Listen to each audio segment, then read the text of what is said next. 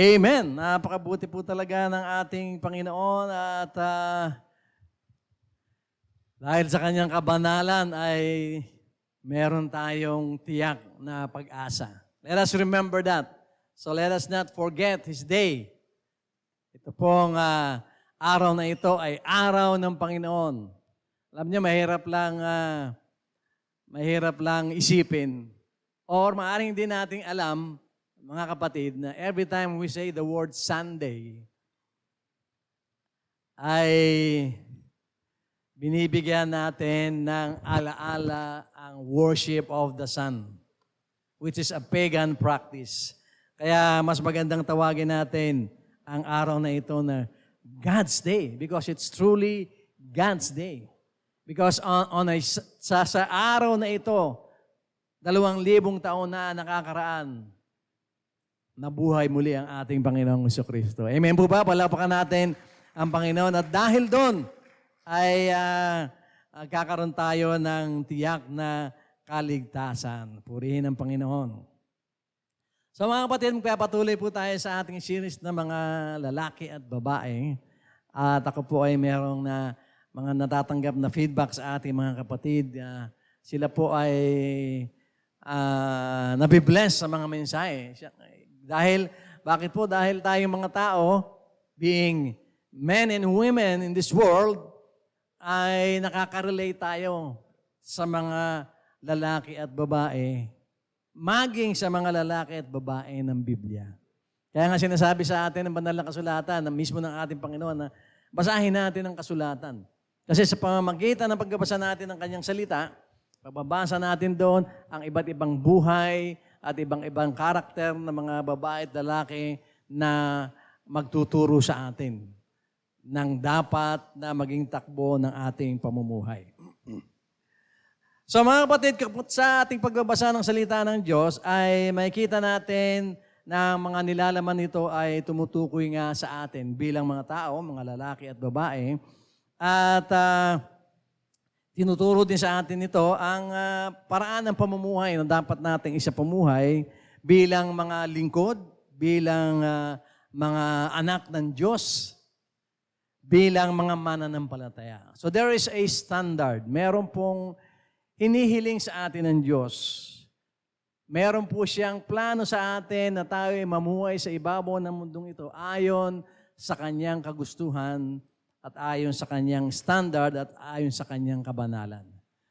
Maaaring isipin ng iba, ang mahirap naman yan, Pastor, standard ni Lord yan eh. Siya Diyos, ako hindi naman ako Diyos. Well, unawain po natin ang pilosopiya ng Biblia na nagsasabi na anuman ang ating kakulangan, ang magpupuno-puno ay ang ating Panginoong Hesus. Anuman ang ating kakulangan, ang magbibigay po ng kapunuan doon ay ang dugo ng ating Panginoong Jesucristo. Anuman ang ating kasalanan, ang makatutubo sa atin ay ang dugo ng ating Panginoong Jesucristo. Ibig sabihin, pwede tayong mamuhay ng ayon sa kalooban ng Diyos. And if we have any imperfections, if we have any shortcomings, may kakulangan tayo, ang ating Panginoon na ang magpupuno noon. That's why sinasabi po natin at sinasabi ng Biblia and we believe, ano man ang mangyari sa ating buhay ngayon, kung tayo man ay mag-evaporate ngayon, maging yung mga kasalanan natin na hindi natin nahingi ng tawad sa Diyos, ay patatawarin na rin. They will be written off because of the blood of our Lord Jesus Christ. In fact, because of the blood of our Lord Jesus Christ, and in truth, yung mga kasalanan pa nating makukumit pagdating ng panahon, ay tutubusin din ng ating Panginoon. Of course, that doesn't give us the license to continue living in sin. We commit sins, but we don't live in sin. Di po ba?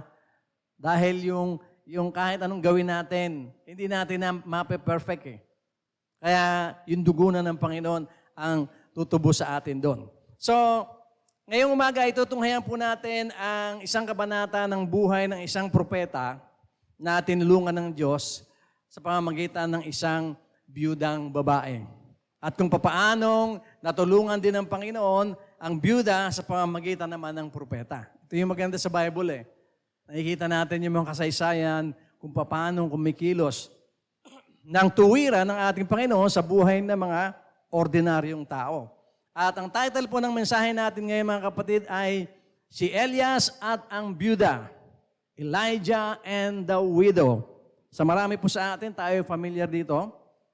Ito po ay kasaysayan ng yugto ng buhay ni Elijah na isang propeta kung saan siya ay tinulungan ng Diyos sa pamamagitan ng isang byuda na walang-wala.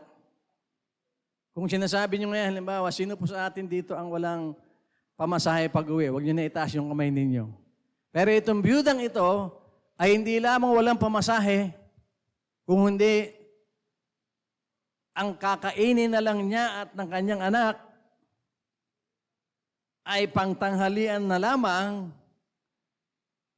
at panghapunan at almusal sa mga susunod na araw ay wala na. Ito pong byudang ito sa kanyang kawalan ay nakahanda ng mamatay sa gutom kasama ang kanyang anak. Sapagkat sa panahon na ito ni Elijah, ay nagalit po ang Diyos sa mga Israelita. 5 hari ang dumaan sa kasaysayan ng Israel bago dumating sa panahon ni Elias at lahat ng mga ito ay lumabag sa kalooban ng Diyos. Hindi sinunod ang gusto ng Diyos. So dahil napuno na ang Diyos, sabi niya kay Elias, sumpain mo ang bansang Israel at sumpain mo ito ng tagtuyot at taggutom. Kaya po yung byuda ay wala na ring makakain. Pero siya po ang ginamit ng Panginoon para ang propeta naman ay may makain. At paano po ito nangyari? So basahin po natin mga kapatid ang sinasabi sa unang hari, chapter 17, verse 7 hanggang 11. Dahil po sa sumpa na sinabi ni Elijah, ito po ang nangyari. Sabi po sa verse 7, kinalaunan natuyo ang ilog dahil hindi na umuulan. Iniutos agad ng Panginoon kay Elias, ito pong si Elijah, pumunta ka sa Zarephath sa Sidon at doon ka manirahan. May isang byuda doon na inutusan kong magpapakain sa iyo. Kaya pumunta si Elias sa Zarephath. Pagdating niya sa pintuan ng bayan, ay may nakita siyang isang byuda na nangangahoy. Sinabi niya sa babae, pakiusap, dalhan mo ako ng kaunting tubig na mainom. Dahil si Elijah po ay nauuhaw. Nang kukuha na ng inumin, ang byuda, nang paalis na ang byuda, para kumuha ng tubig, sinabi sa kanya ni Elias, pakiusap, dalhan mo rin ako ng tinapay. Ang senaryo po rito ay meron pong laganap na tagtuyot at may laganap na taggutom. And para sa isang propeta, kung tutusin, na i-require o makiusap man lang sa isang byuda, of all people, byuda pa. Sa panahon kasi noon, kapag ang isang babae ay namatay, yung asawa ay halos katapusan na ng mundo. Sila yung wala ng kakayanan para magkaroon ng kabuhayan. Sapagkat sa luma pong tradisyon noon, ang mga lalaki talaga ang breadwinner ng pamilya. Hindi kagaya ngayon.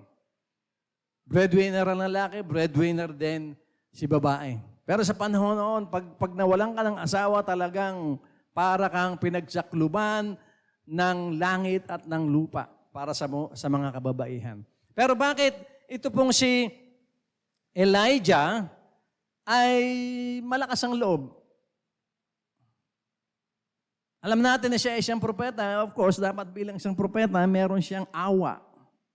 Bakit hindi na lang ang pinuntahan niya ay isang pamilya na may tatay, may nanay, may mga anak, may mga bata, at doon na lang humingi ng pagkain? Probably dahil merong merong man of the house, probably mas may marami silang pagkain kaysa sa byuda. Pero bakit ganoon ang nangyari? Tungayan po natin mga kapatid, ang kasaysayan ni Elijah at yung katangian niya na ipinapakita sa atin ng Diyos ngayon para magawa rin natin sa ating buhay bilang mananampalataya. How can we be as relying to the Lord as Elijah did? Paano siyang nakakapagtiwala sa Panginoon sa kalagitnaan ng tagtuyot at taggutom? Sa sukdulang, sundin niya ang utos ng Panginoon na pumunta ka sa byuda at doon ka humingi ng pagkain. Pwede niyang sabihin kay Lord, Panginoon, kawawa naman yung byuda. Byuda na nga. Wala na makakain. Pwede bang sa iba na lang? Pero bakit hindi kinwestiyon ni Elijah yon? Sometimes, mga kapatid, mayroong mga pinapagawa ang Diyos sa atin and we tend to question Him. Wala namang masama. Sometimes, the way we question God, sometimes the way we second-guess God, ay sa isang paraan na pagpapakinggan natin ay, at kung titignan natin ay, hindi kaaya-aya. Parang hindi natin nirerespeto ang Diyos. At tulad ng, Panginoon, bakit nyo kinuha ang aking anak? Bakit nyo kinuha ang mahal ko sa buhay? Meron mga ganon. Anong klase kayong Diyos? Di ba? Iba nagagalit sa Diyos. Kasi kinuha ang kanyang kabuhayan, kinuha ang kung ano-ano sa kanya, at nagagalit sa Diyos. Sometimes we question God. Kasi merong pong quality tayo na makikita kay Elijah na pwedeng maging quality ng isang tao dito sa ibabaw ng lupa. At ano po yung quality na yon? Yung po yung pagkakaroon ni Elijah ng believe sa Panginoon. Spelling po natin ng ating believe ay B-I-L-I-B. Alam niyo sa Pilipino, pag sinabi natin, Brad, believe ako sa iyo. At po ibig sabihin nun? Ibig sabihin, confident ako sa iyo. Di ba? Believe ako sa iyo, nagawa mo yun. Maaasahan ka talaga. Ito pong si Elijah ay meron pong ganong confidence sa ating Panginoon. Na kapag sinabi ng Panginoon, naniniwala siya. Believe siya kay Lord. But just like anyone else, on planet Earth, of course, si Elijah being God's prophet is also human and of course, meron din siya mga weaknesses. Pero at this point, sa kanyang panahon, ay makikita po natin yung pagtitiwala o yung believe ni Elijah sa Panginoon. Basahin po natin mga kapatid ang sinasabi sa unang hari, chapter 17, verse 14. Ang sabi po ganito, sapagkat ito ang sinasabi ng Panginoon ng Diyos ng Israel, hindi maubusan ng harina ang iyong mangkok. Ito po ay sinasabi ng Panginoon, sinasabi ni Elijah doon sa byuda.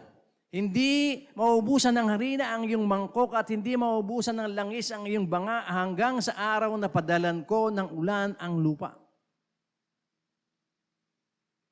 So these words na sinabi ni Elijah doon sa widow ay salita ng Panginoon and si Elijah ay naniniwala sa sinasabi ng Panginoon at siya ay nagtitiwala.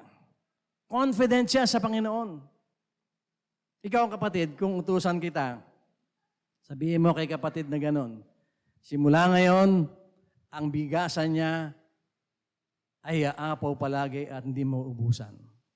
Sabihin mo sa kanya, simula ngayon, kahit ilang kilong bigas ang isain niya, pagbalik niya sa kanyang bigasan, puno pa rin. Masasabi mo ba yon? Sabihin mo sa kapatid natin na yon, na mula ngayon, laging may ulam sa kanyang hapagkainan, kahit di siya magluto. Siguro pag inutusan ko kayong ganon, sabihin niyo sa Pastor, ikaw na lang kaya. Kasi imposible eh. Dahil, aminin natin sa hindi, maski ako siguro, utusan niya, hindi ko gagawin yon. Tulungan ako ni Lord para magawa ko yun. Because sometimes, we lack confidence in the Lord. At itong si Elijah, talaga namang, nung sinabi sa kanya ng biyuda, sabi niya kasi sa biyuda, Ma'am, pwede bang bigyan niyo ako ng tubig? Kukuha ng tubig yung biyuda. Ma'am, pwede bang samahan niyo na rin ng tinapay? Ang sabi ng biyuda, Ginoo, ito na po, ako po ay may konting harina at konting langis. Ito na po ang huling pagkain namin. Pagkatapos po nito, wala na kaming kakainin, mamamatay na kami. Because there is drought, widespread drought in the land. Kaya ang sabi ni Elijah, huwag kang mag-alala, ma'am. Kasi sabi ni Lord, simula ngayon, hindi na mauubusan ng harina ang lalagyan mo ng harina. At ang banga na nilalagyan mo ng langis, kukunti na ang langis, ay hindi na rin mauubusan ng langis hanggat hindi ko sinasabi na umulan uli sa lugar na ito. Grabe yung confidence ni Elijah sa Diyos. Na ano pa, talagang bilib na bilib siya. Sabi ni Lord yun eh. It must be so. Pag sinabi ng Panginoon, totoo yun. Yun ang kalooban po ni Elijah. So paano po natin magagawang tayo ay maging confident sa Panginoon? Tinuturo po sa atin mga kapatid para maging confident tayo sa Panginoon, alalahanin natin ang mga ginagawa ni Lord sa ating buhay. Sabi po sa Isaiah 46:9-10, alalahanin ninyo ang aking mga ginawa noong unang panahon. Ako lang ang Diyos at wala nang iba pang katulad ko. Huwag na natin basahin yung 10. Tinuturo ng Biblia yan. Kung tayo ay nagugulumihanan, kung tayo ay nahihirapan, kung tayo ay natatakot, nandyan ang Panginoon, alalahanin mo yung magagandang panahon sa buhay mo. Yung panahon ng kasaganaan mo. Anong ibig sabihin nun? Ang ibig po sabihin nun, nagpapatotoo ang ginawa ng Diyos sa ating buhay na siya ay tapat. At siya ay pwedeng pagkatiwalaan. And we can be confident in everything that the Lord says. We can be confident in everything that the Word of God says. Kaya itong si Elijah, meron siyang talagang, believe talaga siya kay Lord. Bakit po? Kasi as a prophet, alam niya yung mga ginawa ng Panginoon. Way back sa kanyang buhay at sa Israel, sa kasaysayan ng Israel, alam niya lahat yun. At dahil doon, alam niya rin na pag sinabi ni Lord, ay mangyayari. Kasi ginawa niya na noon eh. Kaya nga po tayo mga kapatid ay tinuturuan, magbasa tayo ng Biblia because nandun nakarecord ang lahat ng mabubuting ginawa ng Diyos sa mga tao at tignan din natin ang buhay natin, ano na ba ang mga ginawa ng Panginoon sa iyong buhay. Noong nakaraan, ilang miracles na ang ginawa ni Lord sa iyong buhay. Siguro ang tanong natin, bakit hindi na lang pag nagkaroon ng miracle ay tuloy-tuloy na? Hindi pwede. Sabi ng banal na kasulatan, kailangan makaranas tayo ng pagsubok para tayo ay mag-mature, para tayo ay tumatag. And so, in order for us to have confidence in God, kailangan natin mga kapatid, alalahanin ang mga ginawa niya sa ating buhay. Tignan natin ang track record ni Lord.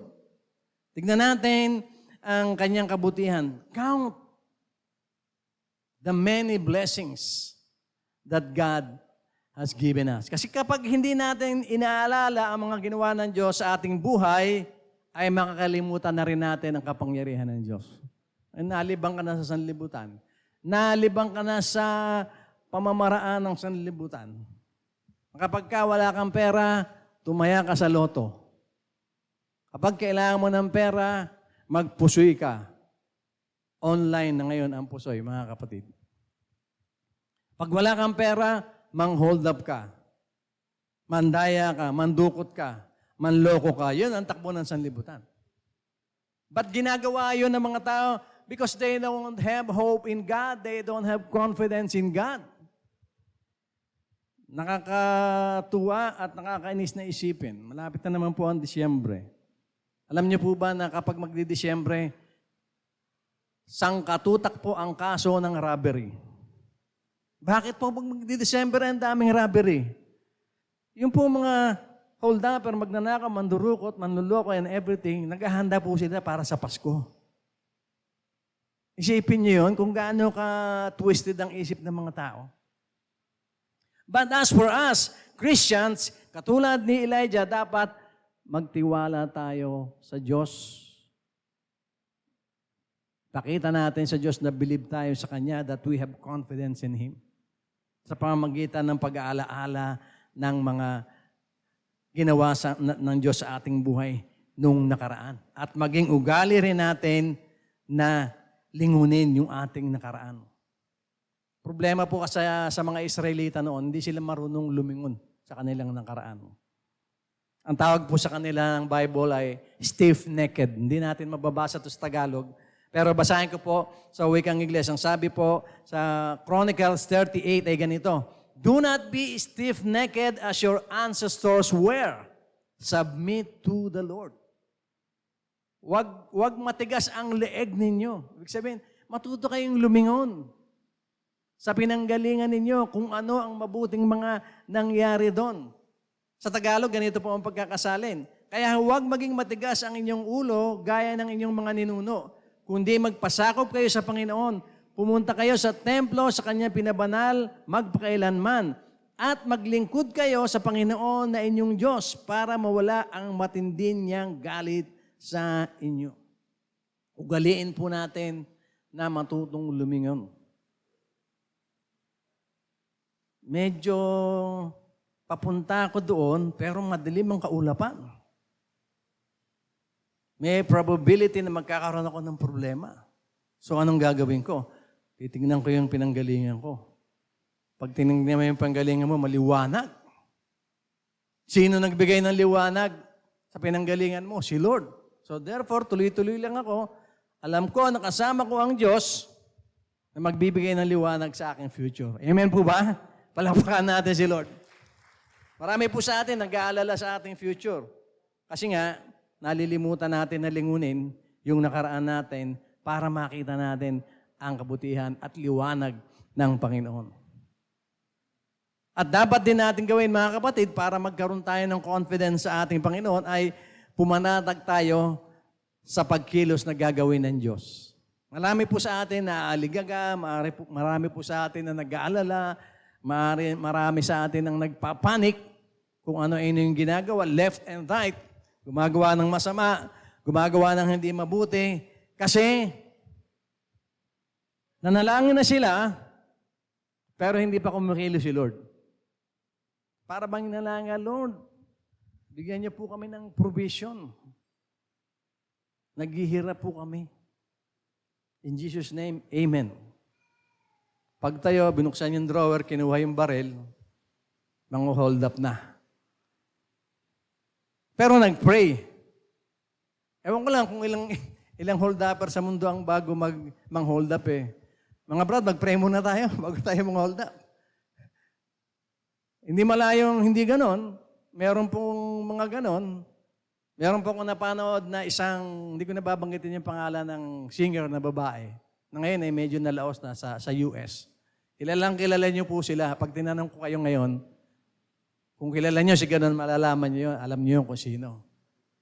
Ang ginagawa niya sa stage, kung ano-anong kalaswaan. Dalawang kilalang-kilala natin na mga artist. Pero, hindi mo malaman kung matutuwa ka o maiinis ka. Bago simulan ng concert, ipapakita backstage. Kapit kamay, lahat ng crew, pati yung singer. Naka-bathing suit nga lang. Kasi kakanta siya na naka-bathing suit. Tapos nananalangin. Magtagumpay sana ang kanyang concert. Pag-akit na yung tablado, kung ano-anong kalaswaan ang ginagawa. Hindi nila nga naiintindihan yung kanilang ginagawa. It is as if hindi nila alam, hindi talaga nila kilala ang Panginoon. Kaya nga mga kapatid, tayo naman sa ating buhay, when we pray, huwag naman tayo gumawa ng ayaw ng pinagpanalanginan natin. Nanalangin tayo sa Diyos ng tulong. Pagkatapos natin magsalita ng amen, kumilos tayo, gumawa tayo ng mabuti, gumawa tayo ng tama, at maghintay tayo sa pagkilos ng Diyos. At alam niyo mga kapatid, in my experience bilang mananampalataya, siguro po ito ay magiging malinaw sa inyo ngayon. Pag tayo ay nakakaranas ng mahirap na pagkakataon sa ating buhay, humihirap ng humihirap, naiiyak na tayo sa hirap, yun na yung panahon na malapit na ang blessing ni Lord. Kasi sinusubok lang tayo ni Lord eh. Eto na ang biyaya, nandito ka. Konting hakbang mo na lang, makukuha mo na yung biyaya. Pero nahihirapan ka. Pero hindi pa kumikilos si Lord. Kasi gusto niya mag-mature tayo. Di ba natutuwa naman tayo mga kapatid kapag nalampasan natin yung may hirap na episode ng ating buhay? Ang hirap ng aking naging buhay, no? Pero talagang sa tulong ni Lord, nalampasan ko. Antayin natin ang pagkilos ng Panginoon at huwag tayong kumilos ng hindi ayon sa kalooban ng Panginoon. Bakit po? Sabi po sa Salmo 37:7, pumanatag ka sa piling ng Panginoon at matyagang maghintay sa gagawin niya. Sino po sa atin ang may problema ngayon? Yung inaantay-antay mo yung sagot ni Lord. Na lagi mong pinapanalangin. Tuloy mo lang ang panalangin mo, kapatid. Dahil kikilos ang Panginoon. Ang sabi dito, matyaga kayong maghintay sa gagawin ng... May gagawin ng Panginoon, mga kapatid. Mind you.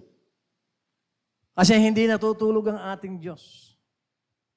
Ang kanyang pandinig ay amazing. Lahat ng prayer ng lahat ng tao sa buong mundo, sa bawat oras at pagkakataon, naririnig niya all at the same time at nasasagot niya kung kailangan sagutin all at the same time.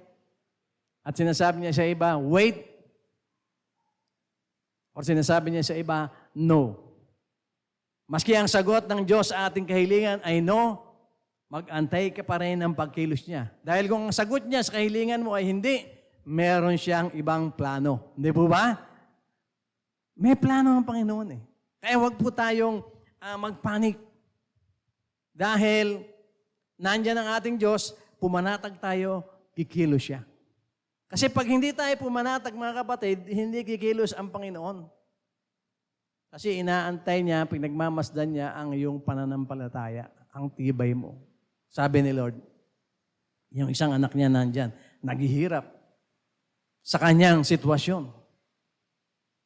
Hirap na hirap talaga, pinagmamasdan ng Panginoon. Konti na lang anak. Konti na lang tiyaga. Konti na lang tiis.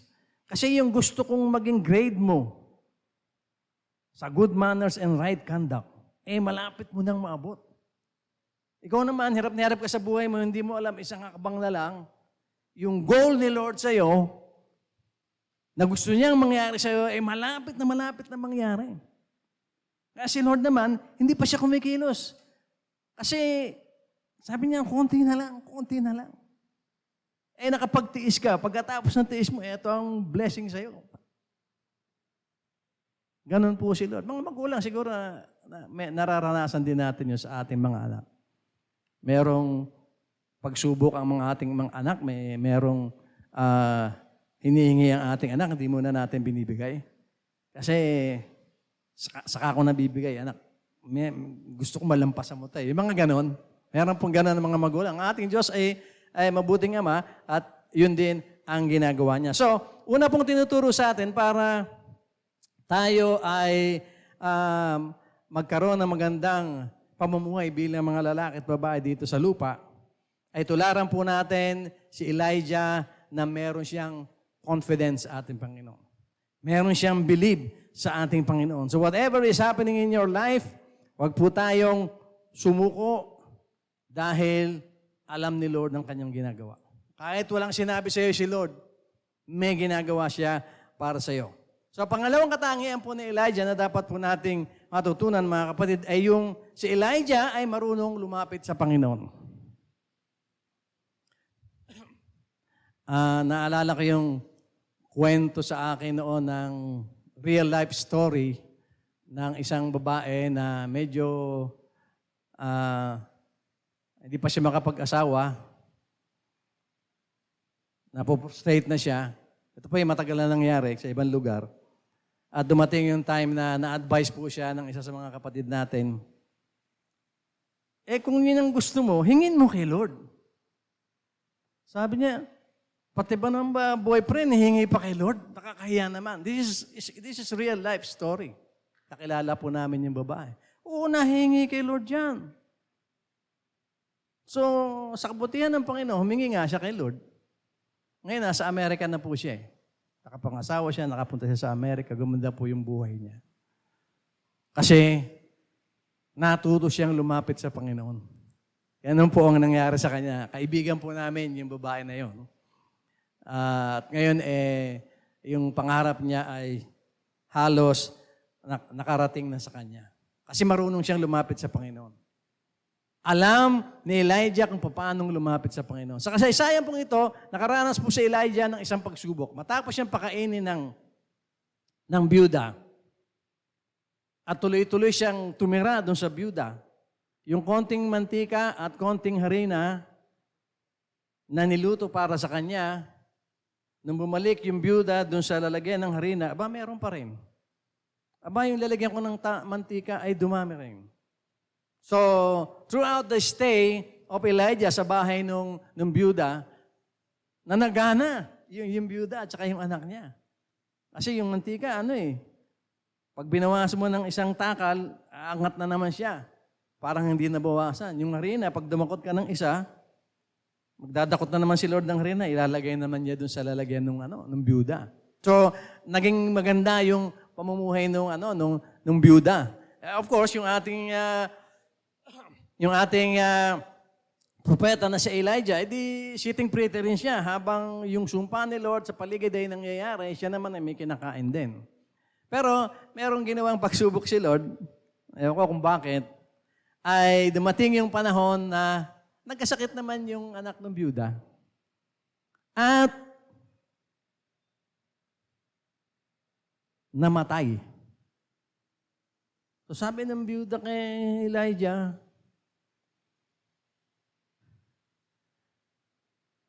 ito mong mga nangyayaring ito, nangyayari para mamatay lang ang anak ko. So may problema ngayon. May problema si Elijah. At basahin po natin ang sinasabi sa unang hari 17:20 hanggang 21. Nung patay na yung bata, ay nanalangin po si Elijah sa Panginoon. Sabi niya, at nanalangin siya sa Panginoon, O Panginoon na aking Diyos, pinadalhan mo ba po ba ninyo ng pagdurusa ang biyudang ito na nagpapatuloy sa akin sa pamamagitan ng pagkamatay ng kanyang anak? Dumapa si Elias ng 3 beses sa bata at tumawag sa Panginoon, O Panginoon na aking Diyos, buhayin po ninyo ang batang ito. So momentarily, kagaya rin po nating mga pangkaraniwang mga mananampalataya, when we are struck with tragedy, momentarily nakakalimutan natin na may magandang plano si Lord. Because of our emotion, because of our weaknesses. Ganun din ang nangyari naman dito kay Elijah. Nung lumapit sa kanya yung byuda, natural lang. Parang, Pastor, binakain na nga kita. Nabusog na nga. Tapos mamamatay yung anak ko dahil sa'yo, dahil sa Diyos mo. Yung ba ang plano ni Lord? Paghirapin ako pagkatapos ng lahat. Yun ang tanong ng byuda So yun din ang tinanong ng Elijah sa Panginoon. Si Elijah, alam niya na kung merong malaking question na gano'n sa ating buhay, sa Lord mo dapat dalin. At yun po ang ginawa ni Elijah. At nanalangin siya fervently para mabuhay po yung bata na yon. At nabuhay naman po yung bata. To make the long story short, nabuhay yung bata.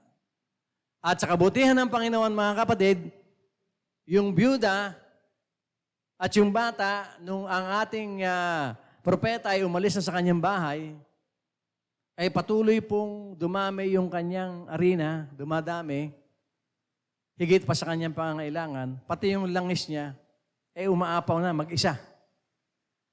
Ang tawag doon, bottomless, only oil. Ganun po ang nangyari. So ang sabi niya, lahat ng tapayan niya sa bahay, nilagyan niya ng langis. Kasi umaapaw mag-isa eh. So bukod sa pangangailangan nila, nakapagbenta pa siya ng langis. Isipin mo sa panahon na walang makuha ng langis. Kasi ang langis kinukuha nila sa tanim. Walang tanim, tagtuyot. Sa panahon na walang harina, dahil wala rin tanim, nakapagbenta pa siya.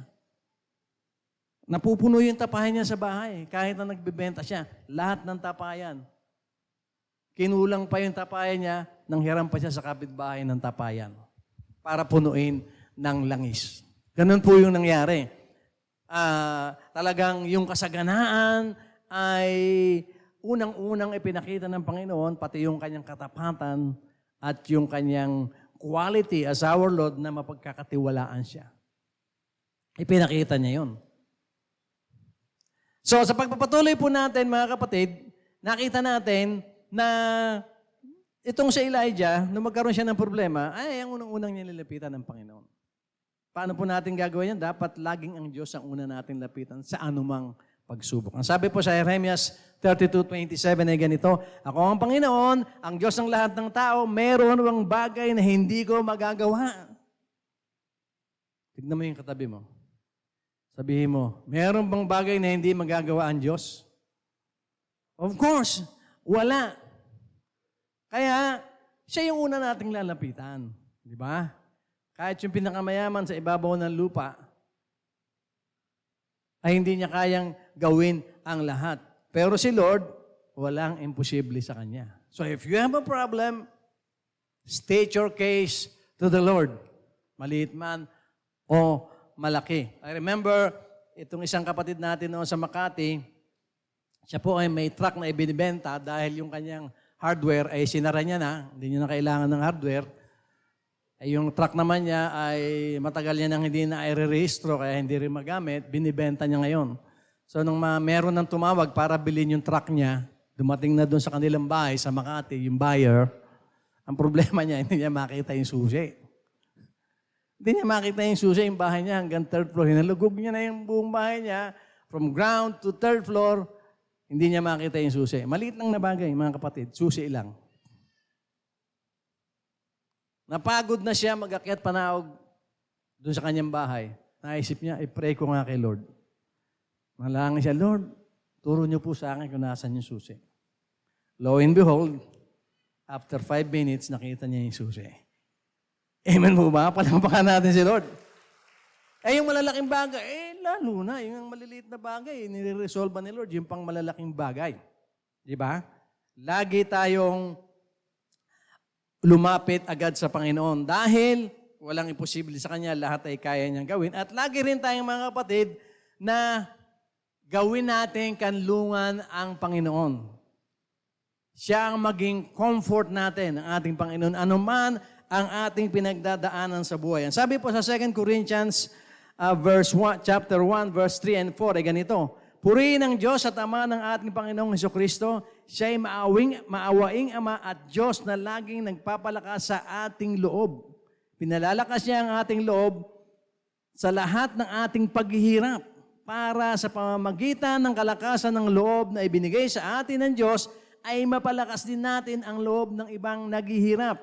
Pinag-usapan po natin yung pagiging kanlungan ng Diyos, pagiging comfort sa atin ng Diyos. Basahin po natin sa English translation, sa NIV. Ang sabi po, praise be to God and Father of our Lord Jesus Christ, the Father of compassion and the God of all comfort, who comforts us in all our troubles, so that we can comfort those in any trouble with the comfort we ourselves receive from God. Ilang beses sinabi yung salitang comfort dito?